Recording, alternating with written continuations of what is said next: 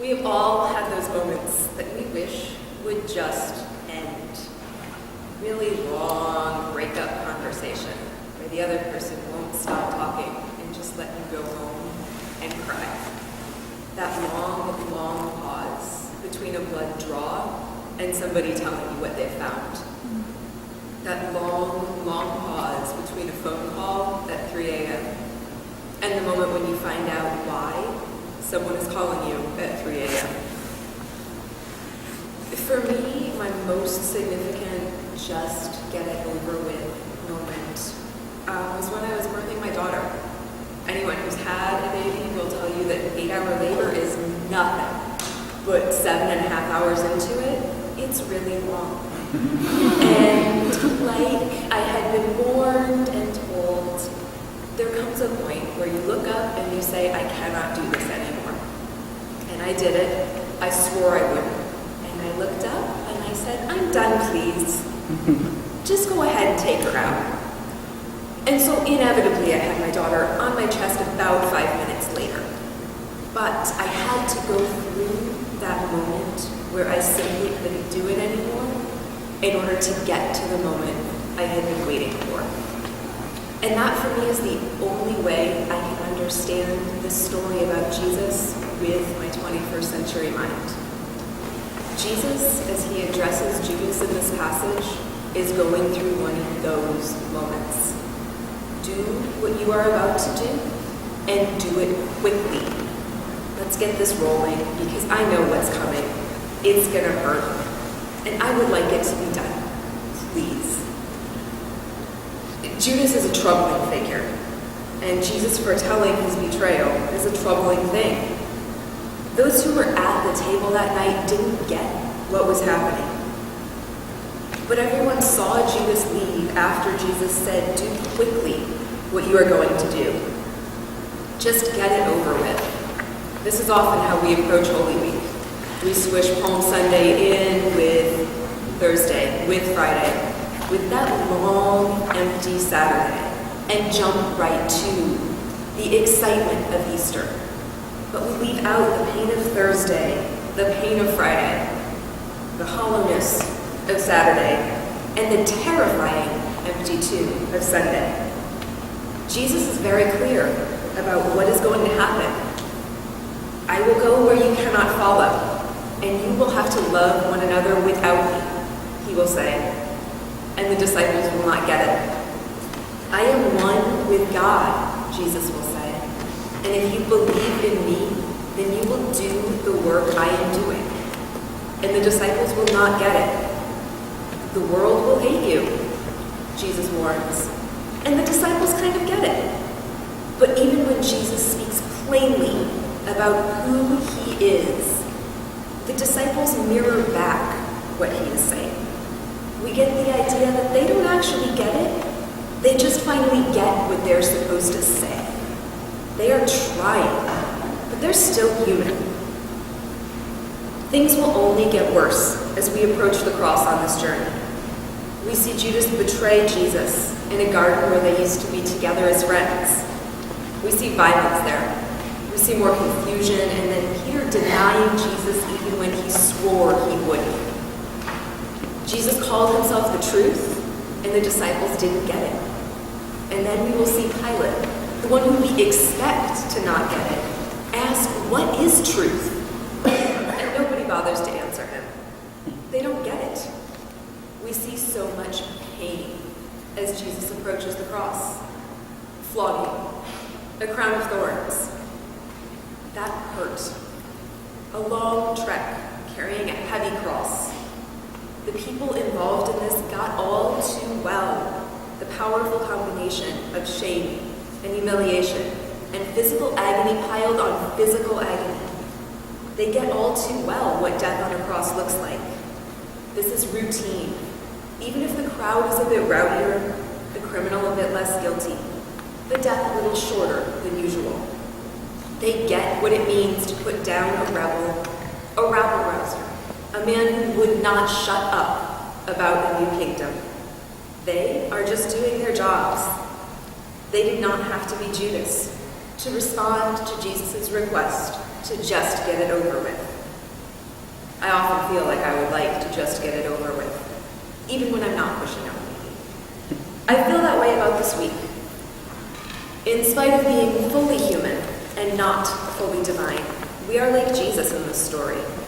You might share that sentiment about our last two classes, including a VFCL plenary before Holy Week, and then Easter, and then break.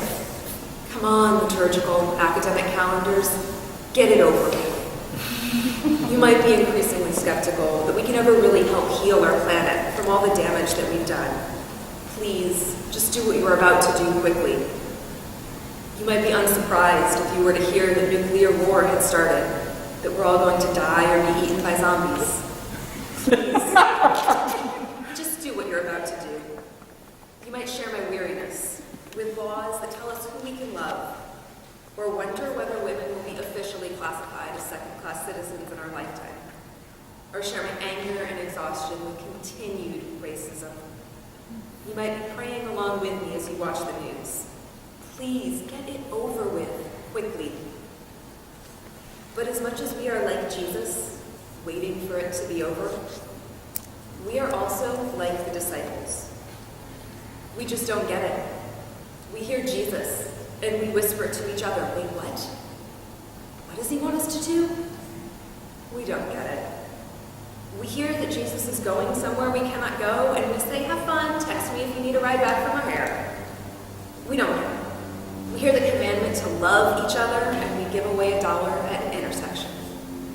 We hear that if we love Jesus, we will do his work, live in love. And we wage wars about the proper posture of prayer. We cry for Christ and King as we shoot down civil liberties, and we call that love. We do not get it. And we sob, why do they hate us? As we parrot back Jesus' words. We understand what we are supposed to say, but we don't understand what it means. We are trying, but we are confused. We do it wrong. We miss the truth. We are Judas. We have long plotted to overthrow this family fallout. And now we are faced with these ugly final moments. We are Pilate. We don't even know what truth is. We see violence and more confusion. We deny Jesus when we swore we wouldn't. We question. We give bad answers. We waved branches. We cheered. We threw down our cloaks and shouted Hosanna. But at some point, those shouts turned to crucify him. We blinked. And we found ourselves weeping at the foot of the cross, wondering what we had just done, wishing things were different, begging God Almighty to just get it over with, put him out of his misery, punish us instead, just make it stop. And then God had mercy, and instead of a long, agonizing death, it took 6 hours. And God had mercy, and the disciples were allowed to take down Jesus' body and bury it. And God had mercy, and they hid together. There was room to grieve, to wonder, to breathe, to be, to crumple, to cry, to sob and rage and yell and grieve for him, for their own lives, for the giant unanswered question of how they could have just seen that happen and what they're going to do now. There was freedom in the finality of that death. They no longer had to wonder what Jesus had been talking about with all that I am going where you cannot follow, and I will come visit you later talk. They knew. They got it. They didn't get it. The relief of death is not God's only mercy. The finality of death is not the truth. It doesn't end at the cross. It only seems like it ends at the cross. 3 days is a long time when you're hurting. 3 days is forever when we have instant Facebook updates, when we have phones that will read us our email if we need to check it while we drive. Any pause can be a long time, but now, 3 days? Seriously, Jesus, 3 days? Were you dead? Oh, yes. We already know the end of the story. We know what happens on those 3 days for the disciples and for ourselves as we take this journey with them. And we know that on Sunday, Mary Magdalene arrives at an empty tomb and freaks out. She doesn't get it. We know that Peter arrives at the empty tomb, and neither he nor the other unnamed disciple get it. They only know that he's not there. And then Jesus calls Mary by name, and she gets it. He is not there because he is not dead. And the same thing happens to us. We think we get it. We wait, patiently or impatiently, for someone to just get it over with. We know what's coming. We know it's going to hurt. And we just want to get it started so that we can get it over with. Confronted with death, with a world full of pain, we resign ourselves. We feel relief at having an answer, even if that answer is death. At least we know something. But something inside of us whispers that we are wrong. We are annoyed, but we go. And finding the tomb empty, we search for what we thought was there.